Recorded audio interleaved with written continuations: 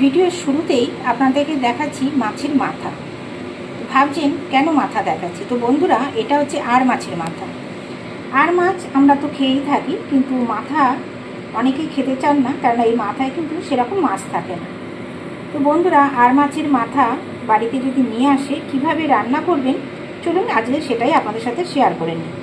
তো এখানে দেখুন, আর মাছের মাথা রয়েছে, দুটো আর মাছের কেটে নেওয়া রয়েছে।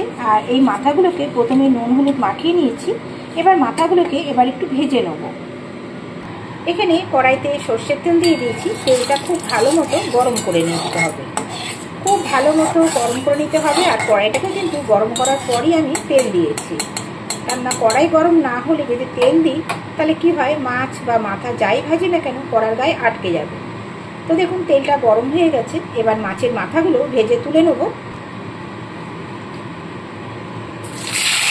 এবার ঢাকা চাপা দিয়ে মাথাগুলো ভেজে নেব।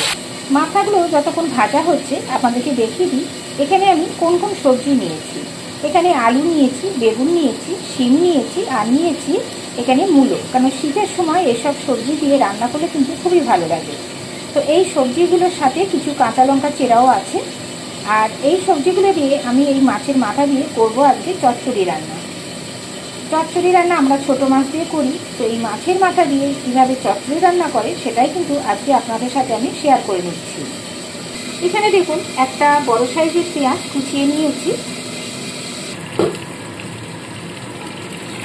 মাথাগুলো ভাজা হয়ে গেছে, এবার আমি তুলে নেব। তো বন্ধুরা, এখানে মাছের মাথাগুলো তুলে নেওয়া হয়ে গেছে। এবার এই তেলের মধ্যে আরেকটু আমি তেল দিয়ে দিয়েছি। এবার দিয়ে দেবো এখানে কালো জিরে ফোড়ন। কালো জিরে ফোড়ন দিয়ে দিলাম। একটু নাড়াচাড়া করে নিয়ে দিয়ে দেবো পেঁয়াজ কুচনো।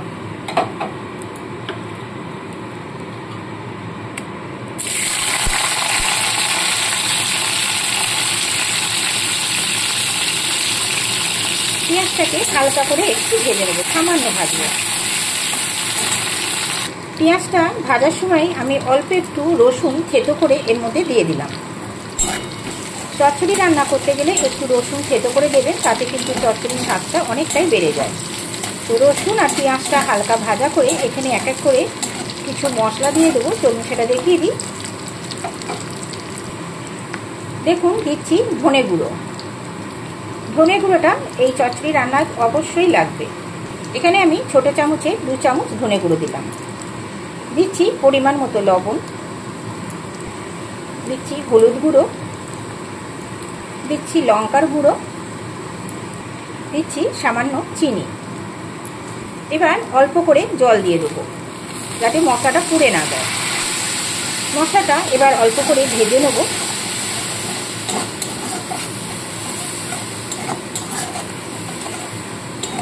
চচ্চড়ি রান্না একটু ঝাল ঝাল না হলে ভালো লাগে না, তাই আমি কয়েকটা চেরা কাঁচা লঙ্কা দিয়েছি। আপনারা কাঁচা লঙ্কা বেটেও দিতে পারেন।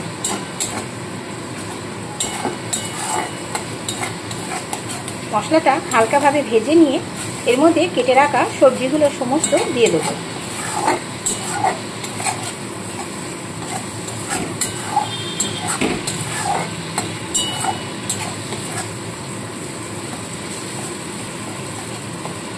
তো বন্ধুরা, এবার কেটে রাখা সবজিগুলো সমস্ত এর মধ্যে দিয়ে দেবো।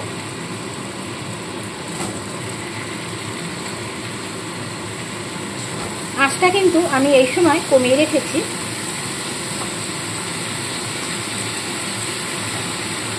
একদম কম আঁচে ঢাকা চাপা দিয়ে সবজিগুলো সেদ্ধ হওয়ার জন্য রেখে দিতে হবে। দেখুন, সমস্ত সবজি দেওয়া হয়ে গেছে।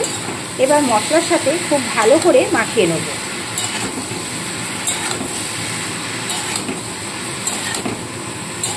খুব ভালো করে সমস্ত মশলা মাখিয়ে নিলাম। শীতের দিনে অবশ্যই ধনেপাতা কিন্তু আপনারা দেবেন সবশেষে। আমি ধনেপাতা এখানে ব্যবহার করব। তো মশলা মাখানো হয়ে গেছে।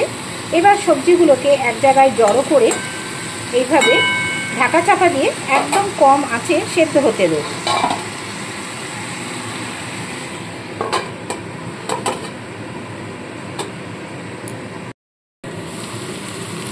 তো বন্ধুরা, দেখতেই পাচ্ছেন সবজিটা কিন্তু অনেকটা সেদ্ধ হয়ে গেছে।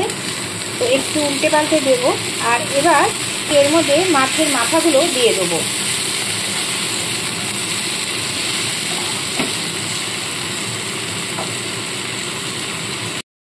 এবার ভেজে রাখা মাছের মাথাগুলো আমি দিয়ে দিচ্ছি।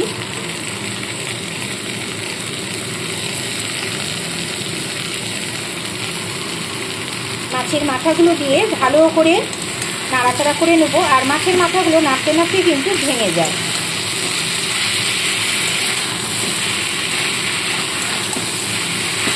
এই চচ্চড়িটা রান্না করার সময় খুব সামান্য পরিমাণে জল ব্যবহার করতে হয়। এখন আমি অল্প করে জল দিয়ে দেবো, কেননা একদম কম আঁচে যেহেতু রান্না করছি, এই কম আঁচে ঢাকা চাপা দিয়ে রান্না করতে করতেই সমস্ত সবজিগুলো কিন্তু একদমই সেদ্ধ হয়ে যায়।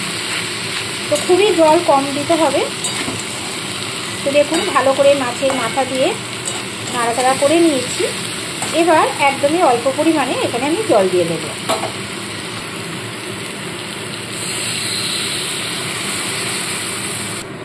তো দেখতেই পেলেন বন্ধুরা, অল্প করে জল দিয়েছি। এই সময় আপনারা নুন ঝাল মিষ্টিটা অবশ্যই চেক করে নেবেন। তো আবারও ঢাকা চাপা দিয়ে দেবো। এই যে জলটা দিলাম, এই জলে বাদবাকি সবজিটাও কিন্তু সেদ্ধ হয়ে যাবে।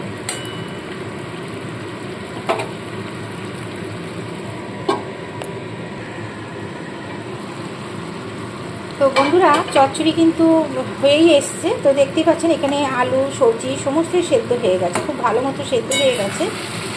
আর জলটাও কিন্তু অনেকটা শুকিয়ে গেছে। এবার সবশেষে আমি এখানে ধনেপাতা কুচনো দিয়ে দেবো।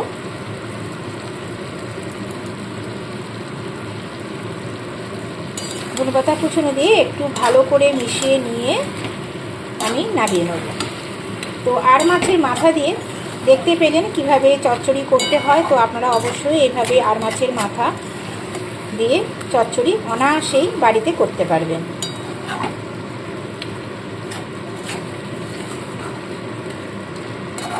তো চলুন বন্ধুরা এবার নামিয়ে নিই। তো বন্ধুরা আর মাছের মাথা দিয়ে চচ্চড়ি সম্পূর্ণ রেডি। কেমন হয়েছে অবশ্যই আপনারা কমেন্ট করে জানাবেন। যদি ভালো লাগে লাইক শেয়ার কমেন্ট করতে কেউ ভুলবেন না বন্ধুরা। আর নতুন বন্ধুরা যারা আমার চ্যানেল ভিজিট করছেন এখনও সাবস্ক্রাইব করে নেননি, প্লিজ বন্ধুরা চ্যানেলটিকে সাবস্ক্রাইব করে পাশে থাকা বেল আইকনটি প্রেস করে দেবেন। তাহলে যখনই কোনো নতুন নতুন রেসিপি আমি আপলোড করব তার নোটিফিকেশন সবার আগে আপনাদের কাছে পৌঁছে যাবে। সবাই খুব ভালো থাকবেন, সুস্থ থাকবেন। ফিরে আসবো আবার কোনো নতুন রেসিপি নিয়ে। আজ এই পর্যন্তই। টাটা বন্ধুরা।